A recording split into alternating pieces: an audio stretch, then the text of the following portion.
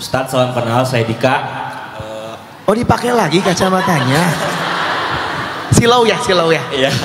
Dika, silakan Dika. Ya, sebelumnya Ustadz, sebelum saya bertanya, izinkan saya sedikit bercerita.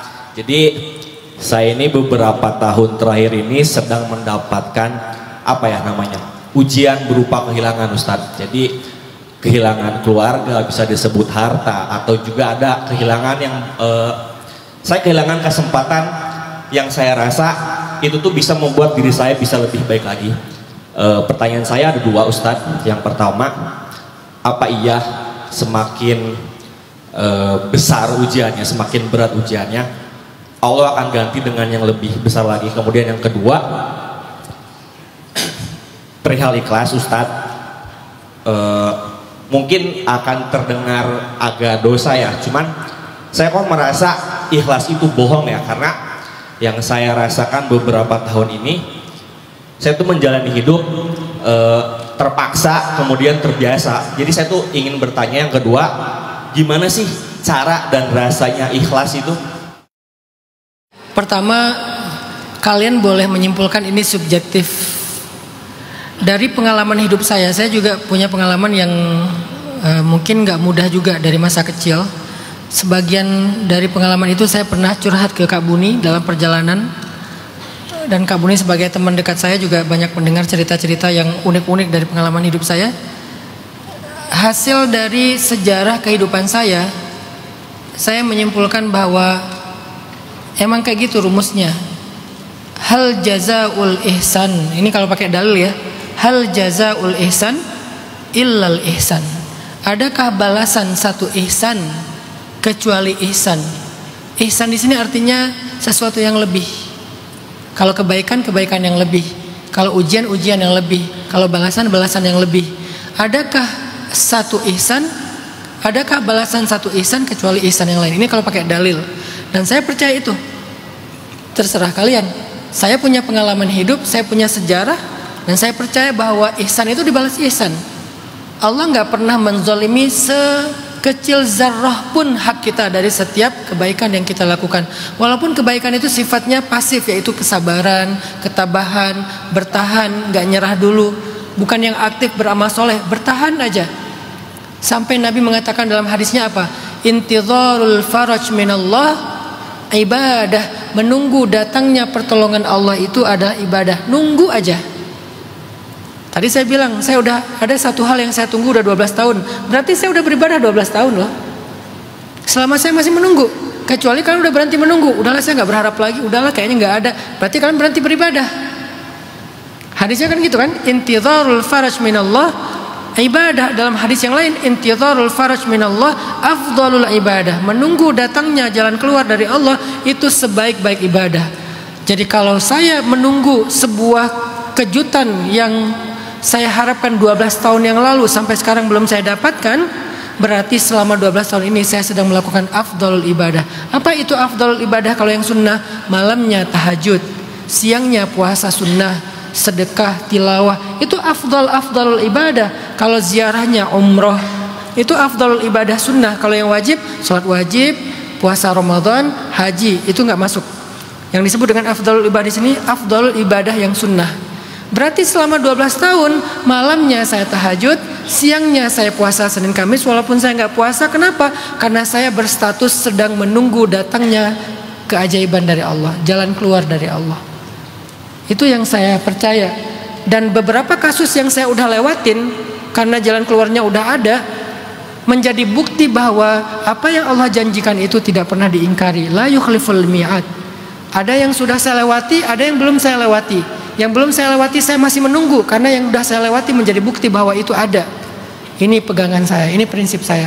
Terserah kalian menyimpulkannya subjektif, tapi prinsip ini ada dalilnya. Dan prinsip ini pernah saya buktikan dalam kehidupan saya di masa lalu. Dan itulah pegangan saya. Mungkin kalian punya pengalaman yang berat. Kalian ada di fase ketika saya dulu ada di situ. Gimana kalau ketika saya dulu belum membuktikan apa-apa? Sebetulnya enggak juga sih. Karena saya udah punya bukti itu sejak saya kecil tadi kan. Saya bayi ada cerita, saya anak-anak ada cerita, saya ABG ada cerita, saya remaja ada cerita, saya pemuda ada cerita, sampai saya dewasa ada cerita. Jadi bukti-bukti itu nggak satu. Ketika bayi ada bukti bagaimana Allah menolong saya. Ketika masih anak kecil umur SD ada bukti bagaimana Allah menganugerahi saya banyak anugerah dari setiap ujian. Ketika SMP juga ada, SMA juga ada, kuliah juga ada, udah menikah juga ada, punya anak juga ada, anak masih kecil ada, anak udah SD ada, anak sekarang udah remaja ada. Jadi setiap penggalan-penggalan hidup saya itu ada banyak bukti kalau Allah itu nggak pernah ninggalin saya, dan Allah itu nggak pernah ingkar janji kepada saya bahwa bersama dengan kesulitan ada kemudahan, dan semakin besar kesulitan semakin besar kemudahan. Yang kedua, katanya ikhlas itu kayak nggak real. Seringkali kita terpaksa lalu terbiasa. Apa sih arti ikhlas? Sebetulnya teori ikhlas ini bukan teori agama aja. Dalam mental health juga ada teori ikhlas, namanya the power of acceptance, kekuatan dari penerimaan. Dan itu adalah salah satu di antara kunci kesehatan mental. Ketika seseorang bisa menerima kenyataan, bisa berdamai dengan kenyataan, apapun prosesnya, apakah awalnya terpaksa atau dari awal dia memang udah lillahi ta'ala, intinya akhirnya dia menerima. Maka ketika dia menerima, saat itu juga dia merasakan kenyamanan hidup. Ketika dia udah mulai bisa berdamai, dia mulai merasakan kenyamanan hidup. Tapi bukankah kalau kita bisa berdamainya karena Allah itu jauh lebih baik daripada berdamai karena terpaksa, karena terbiasa? Nah, pertanyaannya, gimana cara kita menerima karena Allah, berdamai karena Allah? Balik lagi kepada konsep ridho, konsep ikhlas. Siapa yang berdamai menerima sesuatu karena Allah, maka Allah sendiri yang akan memberikan balasan untuk dia. Kalau kita menerima sesuatu karena terpaksa, nggak punya pilihan, karena udah terbiasa juga dengan hal itu, ya udahlah, kita cuma menjalani kenyataan hidup, nggak lebih dari itu. Menurut saya sih sayang banget ya, karena tidak ada yang berubah tapi rewardnya beda. Kenapa kita nggak ngambil reward yang lebih, sementara nggak ada yang berubah dari kenyataan itu? Kita sama-sama nerima. Yang satu nerimanya karena terpaksa, karena sudah terbiasa. Yang satu lagi nerimanya karena Allah. Penerimanya nggak ada yang berubah, kenyataannya nggak ada yang berubah, tapi hasilnya beda sekali. Kenapa nggak makanya dalam Islam, teman-teman, amalan yang paling ringan tapi paling dahsyat hasilnya itu niat. Niat itu nggak ada effort loh.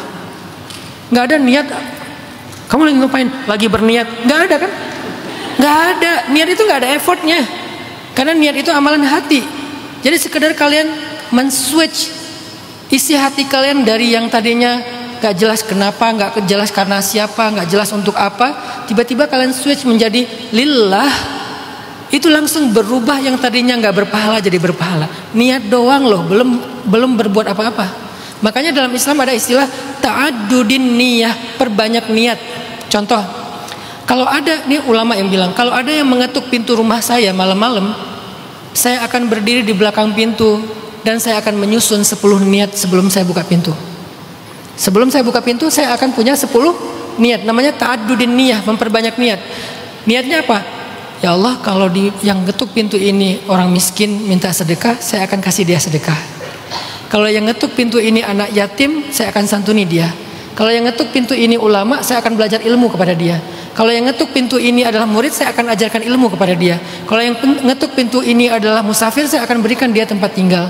Kalau yang ngetuk pintu ini adalah misalnya apa, saya akan, pokoknya 10 kebaikan dia niatkan, baru dia buka pintu. Pastinya cuman ada 1 dari 10 itu kemungkinannya, tapi dia dapat pahala seperti beramal 10 amal soleh. Itu dahsyatnya Islam. Jadi kenapa harus melakukan sesuatu tanpa niat? Niat itu kan akad. Niat itu akad, berakad aja sama Allah. Ya Allah, aku terima ini karena aku percaya Engkau tidak ingkar janji. Ini karena Engkau ya Allah, aku ridho, aku ikhlas. Udah, cuman merubah itu. Gak ada yang berubah dari kenyataan kita. Jadi gak gara-gara kalian niatkan karena Allah terus jadi lebih susah. Enggak juga. Malah yang terjadi setelah itu, hidup kalian akan diberikan reward khusus oleh Allah sendiri. Dan saya percaya dengan argumen tadi yang pertama. Jadi belajar untuk men-set up niat kalian sesering mungkin. tajdid, refresh niat kalian sesering mungkin. Kenapa? Karena niat itu sendiri adalah amal solih. Belum beramal apa-apa, baru niat doang udah beramal solih.